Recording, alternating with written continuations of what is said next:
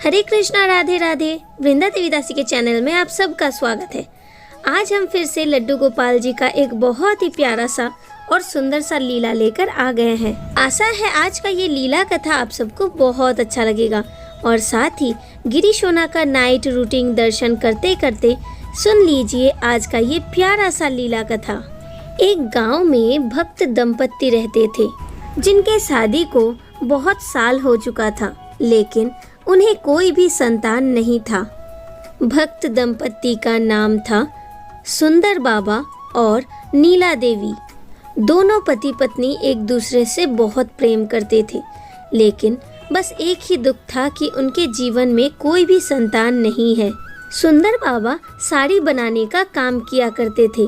उनके हाथों का बनाया हुआ साड़ी बहुत सुंदर होता था, लेकिन इंसान कभी भी उनके साड़ी को ज़्यादा दाम देकर नहीं खरीदते थे, जिस कारण से उनके जीवन में से गरीबी कभी जाता ही नहीं था।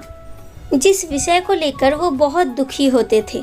हमेशा सोचते, मैं इतने अच्छे से कपड़ा बनाता हूँ, साड़ी बनाता हूँ, लेकिन ये सब अच्छे से बिकता तो है, परंतु इसका जो असली मोल है वो मुझे कभी नहीं प्राप्त होता। घर परिवार को चलाने के लिए नीला के हाथों में मैं ठीक से पैसा भी नहीं दे पा रहा हूँ।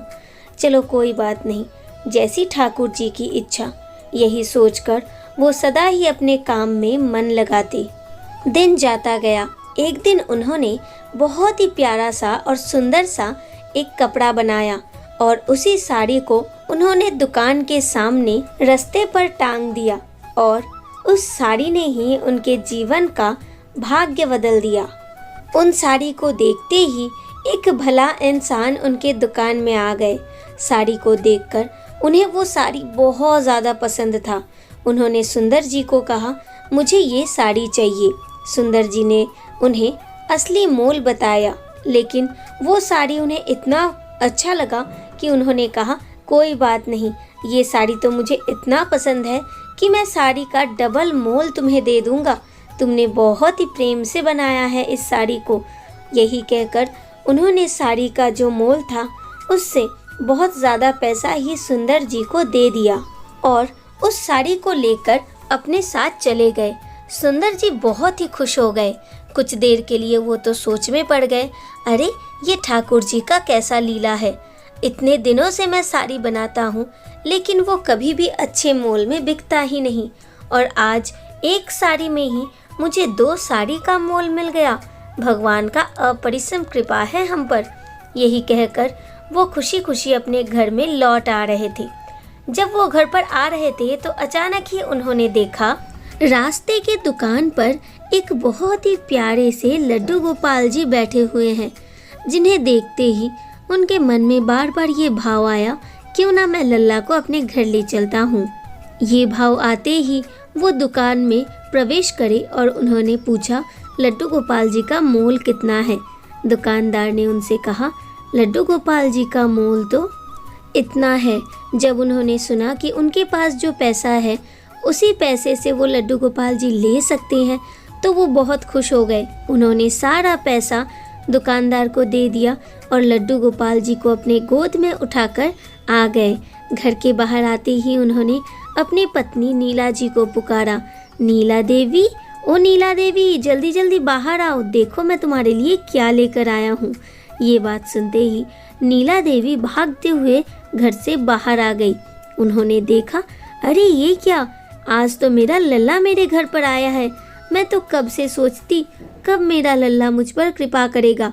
देखो आज लल्ला कैसे मेरे ऊपर कृपा करने मेरे पास आ गया। ये सोचकर उन्होंने जल्दी जल्दी सुंदर जी से कहा, अरे अरे लल्ला मुझे दे दो, तुम क्या जानो बच्चे को कैसे संभालना चाहिए, दो मैं इन्हें अच्छे से संभाल लेती हूँ। यही कहकर वो लड्डू गोपाल जी को अपने गोदी में ले लेती है। उन्हें स्नान श्रृंगार करके बढ़िया कपड़ा पोशाक बनाती है और लड्डू गोपाल जी को पहना देती है। जैसा कि सुंदर जी हमेशा ही कपड़े का ही काम करते थे, साड़ी बनाया करते थे, इसीलिए उनके घर में बहुत सा साड़ी था। जिस प्यारे प्यारे साड़ी से उन्होंने अपने लल्ला के लिए बहुत ही सुंदर सुंदर पोशाक बनाया और सारे पोशाक को वो लल्ला को पहनाने लगे। हर रोज नीला जी लड्डू गोपाल जी का सेवा करने लगी। सुबह उठकर उन्हें स्नान कराना, श्रृंगार कराना, भोजन खिलाना, सब कुछ वो करने लगी। कभी कभी सुंदर जी अपने पत्नी से कहते, अरे इतने सुबह क्यों ठाकुर जी को स्नान कराती हो, उन्हें तो ठंड लग जाएगा। लेकिन नीला जी हमेशा उनसे कहती, तुम क्या जानो बच्चा संभालना, तुम तो बस अपने काम पर ध्यान दो, बच्चे को मैं संभाल लूँगी। यही कहकर वो लड्डू गोपाल जी से बहुत प्रेम करती। उनकी बातों को सुनकर सुंदर जी भी बहुत प्रसन्न होते। जैसे उनका बच्चा उनके जीवन में आते ही उनका जीवन ही बदल गया है। देखते देखते दिन बदल गया। लड्डू गोपाल जी घर पे आते ही उन्हें बहुत सारा साड़ी का ऑर्डर मिला। उससे उनकी गरीबी भी दूर हो गई। एक बार दुकान में बहुत ज़्यादा काम होने के कारण उन्होंने अपने लल्ला से कहा, लल्ला तुम घर पर रहो, आज दुकान में बहुत काम है, बहुत सारा ऑर्डर भी है लल्ला, तो आप शांत रहना, ज़्यादा बदमाशी मत करना, ठीक है? हम जल्दी से वापस आ जाएंगे, उसके बाद तुम्हें भोजन कराएंगे। यही कहकर वो दोनों ही दुकान में चले गए। पूरा दिन थके हारे वो घर वापस आए। उस दिन उन्हें बहुत सारा ऑर्डर फिर से मिला। उन्होंने साड़ी बेचा और बहुत सा धन भी कमाया।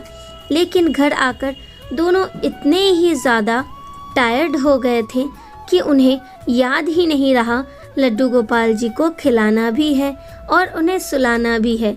वो दोनों बस हाथ पैर धोकर जैसे ही खटिया में बैठे तो दोनों को ही नींद आ गया। दोनों वहीं पर बिना खाए ही सो गए। लेकिन अचानक से ही आधी रात को उनका नींद टूट गया, क्योंकि कोई उन्हें मैया बाबा कहकर पुकार रहे थे। मैया बाबा सुनते ही जैसे ही दोनों का नींद टूटा, बहुत ही हैरान हो गए। अरे इतनी रात को मैया बाबा कहकर कौन पुकार रहा है? यही सोचकर वो जल्दी जल्दी नींद से उठे। उन्होंने यहाँ वहाँ देखा, लेकिन उन्हें कुछ भी समझ में नहीं आया। तभी नीला जी को याद आया, अरे आज तो हमने तो बहुत बड़ा भूल कर दिया। उनके पति ने उनसे कहा, क्या भूल कर दिया तुमने? वो बहुत ही ज़ोर ज़ोर से रोने लगी और कहने लगी, आज तो हमने लड्डू को कुछ खिलाया भी नहीं और ना ही उन्हें शयन में दिया। दुकान से आने के बाद हम इतना ज़्यादा थक गए थे कि लड्डू को बिना खिलाए बिना सुलाए ही हम सो गए। चलो चलो जल्दी चलो, लल्ला के पास चलते हैं। यही कहकर दोनों भागते हुए लड्डू गोपाल जी के पास चले गए। उन्होंने देखा लल्ला का मुंह बिल्कुल सूख चुका है। जब उन्होंने ये देखा तो उन्होंने लल्ला को जल्दी से भोजन लगाया, लेकिन फिर भी वो दोनों रोए जा रहे थे। वो बिल्कुल भी शांत नहीं हो रहे थे। अपने भूल के कारण वो इतना ज़्यादा रो रहे थे जैसे मानो आज उनका प्राण ही रोते रोते चला जाएगा। और तभी उनके जीवन में घटित होता है एक अद्भुत घटना। अपने मैया और बापू को रोता हुआ देख भगवान कृष्ण आते हैं उनके सामने। उन्हें कहते हैं, मैया बापू आप रो मत, भूख हमें तो बहुत लगा था, लेकिन अब मैं आराम से सो सकता हूँ। आप सब भी सो जाओ, चिंता मत करो मैया। और आज मैं आपको कुछ देने आया हूँ, बताइए आपको क्या चाहिए? आज आप हमसे जो कुछ भी मांगेंगे हम आपको दे देंगे। प्रभु के मुख से ये बानी सुनते ही सुंदर बाबा कहते हैं, हमें कुछ नहीं चाहिए बेटा, बस तुम्हारा साथ चाहिए अंतिम समय तक। बस हम पर इतना कृपा करो कि अंतिम समय तक हम तुम्हारा सेवा कर पाए, और जब हमारा मृत्यु हो तो दोनों का ही एक साथ मृत्यु हो, और उस मृत्यु का अंतिम क्रिया भी तुम्हारे हाथ हो। भगवान के प्रति भक्त का ये प्रेम देखकर भगवान अति प्रसन्न होते हैं। लेकिन वो भक्त से कहते हैं, अगर आप चाहते हो तो हम आपको पुत्र का वरदान भी दे सकते हैं मैया, लेकिन हमें पुत्र नहीं चाहिए लाला, बस तू लाला बनकर मेरे साथ रहना, मेरे साथ लीला करना, उसी से मैं प्रसन्न हो जाऊंगी, अपना दर्शन देते रहना। यही कहकर वो अपने लाला को गोद में लेती है और बहुत प्रेम करने लगती है। दिन बीतता है। लाला कभी कभी बच्चे के रूप में आकर अपने मैया बापू से बहुत खेलते हैं, बहुत प्रेम करते हैं, वापस लौट जाते हैं। गांव वाले बहुत ही हैरान होते हैं, अरे ये बच्चा अचानक से इनके घर में आता क्यों है, लेकिन वो उतना ध्यान नहीं देते। धीरे धीरे और भी दिन बीतता है और एक दिन अचानक ही दोनों पति पत्नी मतलब दोनों भक्त का डेथ हो जाता है। एक साथ दोनों का मृत्यु देखकर भी सारे गांव वाले बहुत हैरान होते हैं।